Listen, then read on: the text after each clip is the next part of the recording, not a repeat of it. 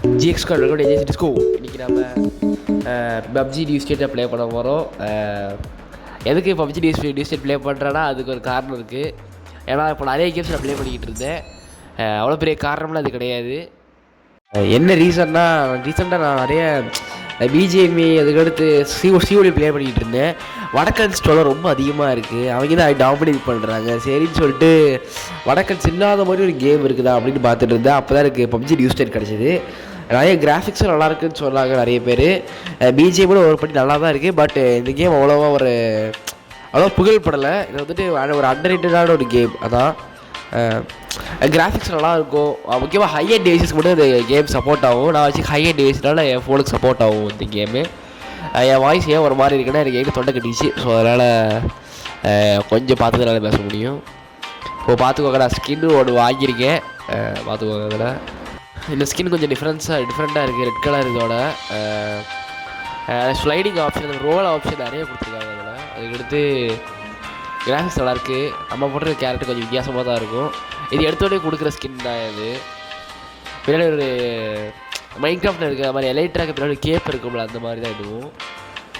First எல்லாமே மாட் பிளேயர்ஸும் ஒரு நான் ரிவ்யூஸ் பார்த்தேன். ரிவ்யூ ரொம்ப கம்மியாக இருக்குது. ரேட்டிங் 3.7 கொடுத்துருந்தாங்க. இப்போ வந்துட்டு மேட்ச் ரொம்ப நேரம் ஆகும் இங்கே மேட்ச் டைமிங் போகிறதுக்கு. ஜிஎக்ஸ்கான முக்கியமான விஷயம் 2GB ரேமு இல்லை 3GB ரேமு 4GB ரேம் இருக்க மொபைல்ஸ்லாம் தொட்டு கூட பார்த்துறாதீங்க இந்த கேமை. என் ஃபோனே லைட்டாக ஹீட்டு தான் ஆகுது இந்த கேம் விளாடும்போது. உங்களுக்குலாம் வந்து ஃபோன் ஹேங் ஆகிடும். ஸோ அதனால் பிஜிஎம்மே இல்லை ஃப்ரீ ஃபயரே பாருங்கள். உங்களுக்கு குட் சாய்ஸ்னால் அதுதான். ஒரு 6GB ரேம் மேலே இருந்தீங்கன்னா நீங்கள் சிஓடி ப்ளே பண்ணலாம். இதுக்கு போகிற ஏன்னா 6GB ரேமுக்கும் ஹீட் ஆகும். பட் என் ஃபோன் கொஞ்சம் இதுவாக இருக்கிறதுனால நான் இதை கேம் விளாடுறேன். இனிமேல் இதுவும் கொஞ்சம் கண்டினியூ பண்ணி விளாடுவேன். நான் கொஞ்சம் மாற்றி கேம்ஸ் விளாண்டுருக்கேன். ஏன்னா ஒரே கேம் தான் உங்களுக்கு போர் அடிக்கும். ஸோ அதனால தான் இப்போ எங்கே இறங்க போகிறேன்னா இப்போ நான் வந்துட்டு 4 பிளேயர்ஸோடு தான் போட்டிருக்கேன். பார்த்துக்கோங்க எப்படி கேம் பிரியுது பார்த்தீங்களா. ஏதோ ட்ராக்லா மாதிரி இறங்குறேன் கீழே. இதில் என்ட்ரதை விடிச்சிடணும் அப்படின்னு ஒரு இன்ஸ்ட்ரக்ஷன் தந்திருக்காங்க. அதுக்கடுத்து நம்ம எங்கே ரோசா கிட்ட தான் இறங்குறோம். ரோசாக்கே ஒரு பயங்கரமான ஒரு போர்க்களம் பூமின்னு சொல்லலாம். அந்த மாதிரி தான் எப்போவுமே சண்டை நடந்துக்கிட்டே இருக்கும். ஸ்குவாட் மேட்ச் சோலோ ஸ்குவாட் அதெல்லாம் மேட்ச்சாக போயிட்டுருக்கு எப்போவுமே. ஸோ அப்படி ஒரு ரத்த மூவியாக இருக்கிற ரோசாக்கில் நம்ம இறங்குறோம். ஸ்கூல் இறங்கலாம், பட் நாங்கள் இறங்கலாம். இப்போ இறங்கியாச்சு. நானும் ப்ரோ மட்டும் தான் இங்கே ஒரு இறங்கணும். அவரும் என்னமாக தான் போட்டிருக்காங்க காஸ்டியூமு. சரி சொல்லிட்டு பேராஷூட் பயங்கரமாக இருக்குது கைஸ் பார்க்க. அதுக்கடுத்து ஒரு வீட்டுக்குள்ளே போய் நான் வந்து லூட் அடிக்க ஆரம்பிச்சிட்டேன். சவுண்டுமே பயங்கரமாக இருக்குது கேமில். அதுக்கடுத்து ஒரு ஷார்ட் கன்னும் ஒரு நார்மல் ஏதோ அசால்ட் ரைஃபிள் கிடச்சிது. ஸோ அதையும் நான் கலெக்ட் பண்ணிக்கிட்டேன். அதுக்கடுத்து வேறு ஒரு வீட்டில் இருந்து நம்ம குதிக்க போகிறோம்னா அந்த கிளாஸ் அந்த எஃபெக்ட்ஸ் பயங்கரமாக இருக்குது.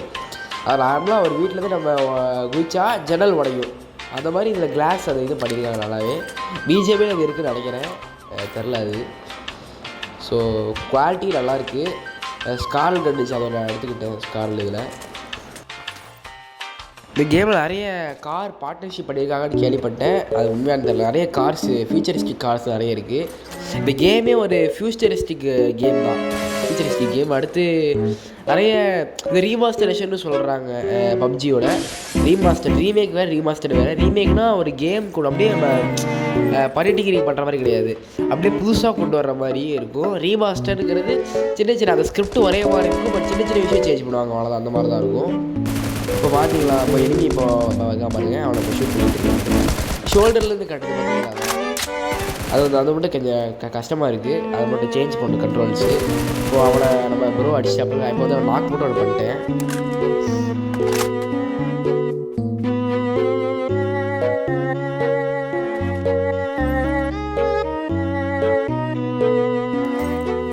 ஜிஎக்ஸ்கார் இன்னொரு முக்கியமான இன்ஃபர்மேஷன் என்னென்னா வந்துட்டு பிஜிஎம்ஐயும் நியூ ஸ்டேட்டும் நீங்கள் கம்பேர் பண்ணி பார்த்தீங்கன்னா ரெண்டுத்தில் விட நியூ ஸ்டேட்டில் கொஞ்சம் கம்மியாக இருக்கும் நீங்கள் ஸ்கின் வாங்குறதா இருந்தால். ஏன்னா வந்துட்டு நீங்கள் பிஜிஎம்ஐ போனீங்கன்னா ரொம்ப விலை அதிகமாக இருக்குது. யூசி கேஷு நீங்கள் நிறைய பே பண்ணி சில ரிவார்ட்ஸில் நீங்கள் வாங்கவே முடியாது. ஆனால் இதில் வாங்கணும்னு நிறைய பேர் சொன்னாங்க. ப்ரோ ஒருத்தர் சொன்னார், அவர் நிறைய டப் பண்ணுவார் ஃப்ரீ ஃபயர்லேயும் நியூ ஸ்டேட்லேயும். அவர் ஜஸ்ட் ஒரு 7000 தான் செலவு பண்ணலான்னு நினைக்கிறேன். ஜஸ்ட் 7000, அது அவ்வளோ பெரிய விஷயம் தான். 7000 செலவு பண்ணிட்டு அதில் ஸ்கின் வந்துட்டு எல்லாமே நல்லா இதுவாக வந்துருக்கு. நிறைய ஸ்கின் வந்திருக்கு. ஸ்கின் நிறைய கிடச்சிருக்கு அந்த 7000 இன்வெஸ்ட் பண்ணுறது. அதில் அதனால் இங்கே ஸ்கின்னும் கொஞ்சம் நிறைய அஃபோர்டபுளாக நம்ம ப்ரைஸ் கிடைக்கும். ஸோ நான் வாங்கலை, இன்னும் முடிஞ்சால் வாங்குகிறேன், என்கிட்ட காசு இல்லை இப்போதைக்கு. ஸோ இதில் வந்துட்டு இன்னொரு விஷயம் என்னென்னா, நம்ம பேண்டேஜ் ஃபஸ்ட் எய்ட்லாம் நம்ம இப்போ அப்ளை பண்ணும்போது டிக் மார்க் விழும். நிறைய அனிமேஷன்ஸ் அதுக்காக பண்ணியிருக்காங்க. பட் அது கொஞ்சம் ரேம்னால் நிறைய இருக்கும், அது மட்டும் அவங்க மாற்றா நல்லாயிருக்கும். இப்போ வரைக்கும் நிறைய பேர் நிறைய பிஜிஎம்மியோட ஃப்ரீ நியூ ஸ்டேட் லவர்ஸ் தான் நிறைய பேர் இருக்காங்க. நியூ ஸ்டேட் தான் நிறைய பேருக்கு பிடிக்கும், ஏன்னா அதோட கிராஃபிக்ஸ் எல்லாமே. பட் ஏன் நிறைய பாட்டு அந்த மாதிரி நிறைய பிரச்சனை இருக்குது. ஸோ அதனால் வந்துட்டு இந்த கேம் அவ்வளோவா பாப்புலர் ஆகலை.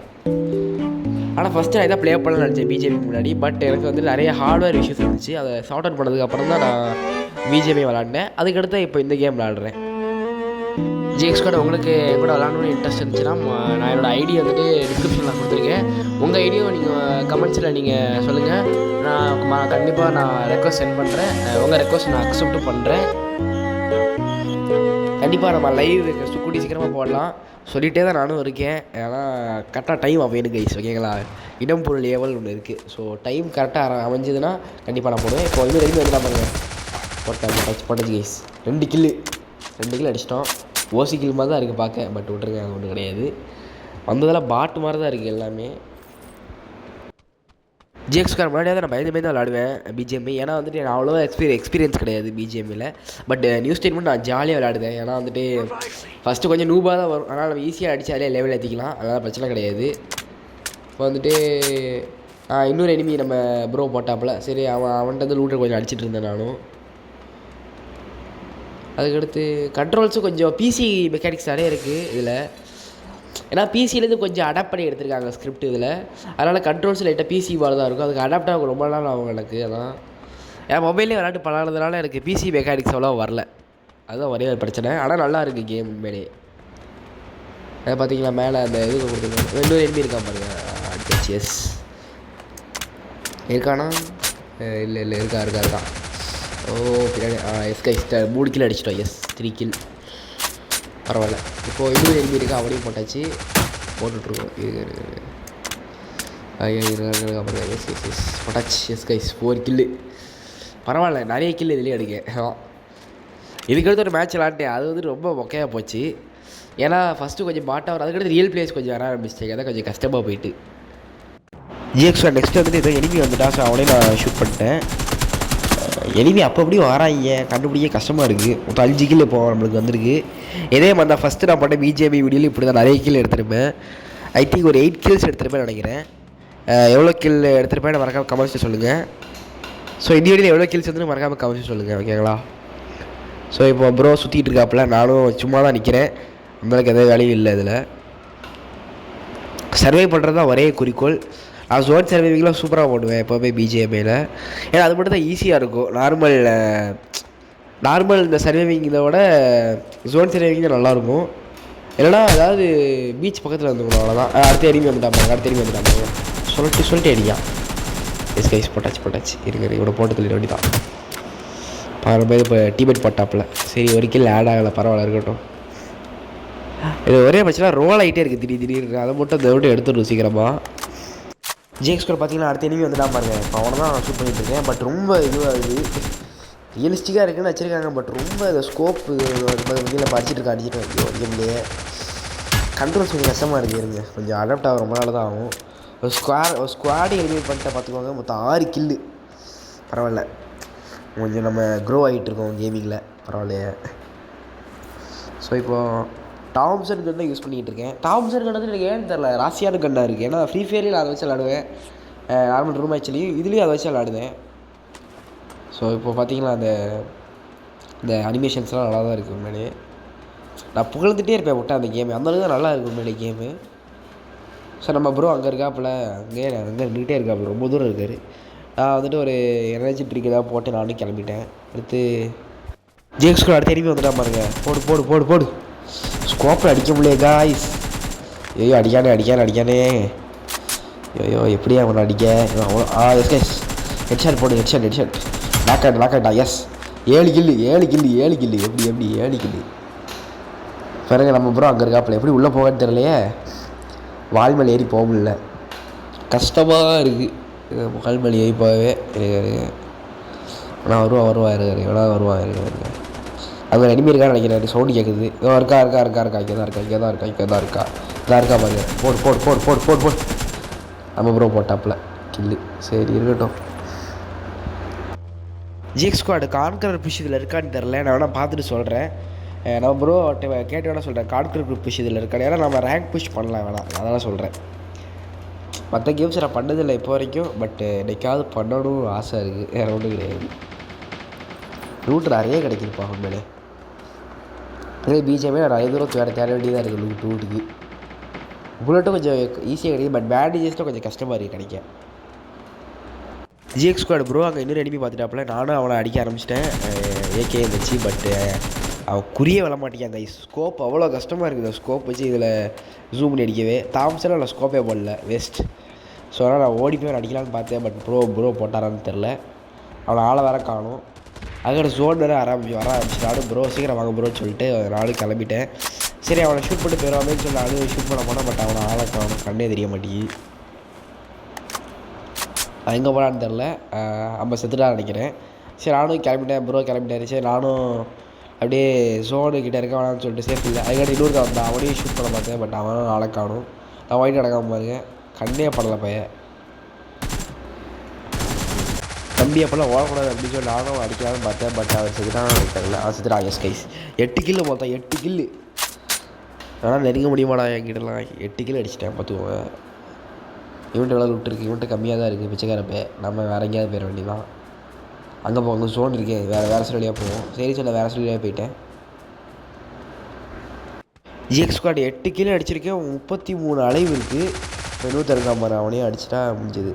எஸ் இப்போ வந்துட்டு ஜோன் வந்துட்டு கொஞ்சம் ஸ்பீடாக பண்ணு. ஃபஸ்ட் ஒன் ஜிஎக்ஸ் ஸ்குவாட் நானும் வந்துட்டு நம்ம ஜோன்லேருந்து தப்பிச்சது நம்ம ப்ரோ ஃபாலோ பண்ணிகிட்டு இருக்கேன். சரி கன்னை ரீலோட் பண்ணுவேன்னு சொல்லி ரீலோட் பண்ணிகிட்டு இருந்தேன் கன்னை. சரி அப்போயே வேறு எனிமி வரான்னு பார்த்துட்டு இருந்தேன். நம்ம ப்ரோ ஒருத்தர் ஒரு எனிமியை போட்டிருக்காப்புல. சரி அவன்கிட்ட லூட்டு கலெக்ட் பண்ணலான்னு சொல்லி நானும் லூட் கலெக்ட் பண்ண பார்த்தேன்.